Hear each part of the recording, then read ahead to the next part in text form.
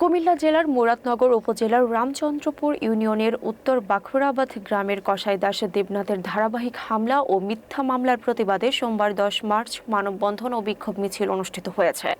স্থানীয় সংখ্যালঘু পরিবার জানান, কসাই দাস দীর্ঘদিন ধরে জমি বিক্রি করে পরে আবার মিথ্যা মামলা দিয়ে তা নিজের দাবি করছে।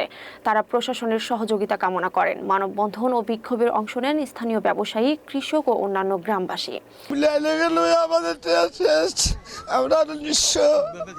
এবং আমাদের উত্তর বাংলাদেশের মানুষের হয়নি অত্যাচার করে দেশ থেকে তাড়াই দিয়েছে। আমরা আজকে রাস্তায় নামছি, গোসাই দাস আমরা রাস্তায় নামিয়ে দিছে, তাই না? নিজের সম্পদ বেচছে এখন আমরা যে গরিব কাঙাল আছে তারা সবার সম্পদ জায়গা লিয়ে আবার তেনে টান দিছে, তাই না? জায়গায় জায়গায় জায়গা দখল দেয়। এই যার বাড়ি খোলা ফালা পায় তার জায়গাতেই দেয়। মানে মানুষের বাড়ি, আমরা তো বাড়ি একবার করছে, আরবার কেউ আর ক্ষমতা নাই।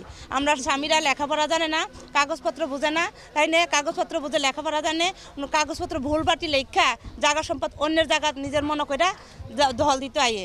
আমরা তাইনের জ্বালায় অত্যাচারে থাকতে পারতেছি না। এই গোসাই দাস আমাদের ক্ষতি করে। আমি সরকারের কাছে বিচার চাই।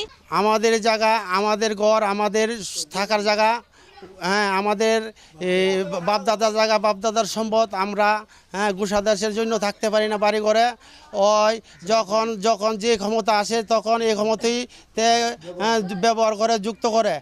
এখন আগে ছিল আমলিক, এখন গিয়া বিএমপির লোকেরা ধরছে, লোকেরা ধরে বিএমপির সাথে যোগদান দিয়ে আমাদের ক্ষতি করতেছে। এখন এর জন্য আমরা বাড়িতে থাকতে পারি না, পুলিশ নিয়ে আসে, আমরা রাত্রে ঘুমাইতে পারি না, ছেলে মেয়ে নিয়ে, বৌজি নিয়ে ওই আমাদের ক্ষতি করতে চায়। পুলিশ নিয়ে আসে, হুমকি দেয়, বিএমপির লোকেরা নিয়ে আসে।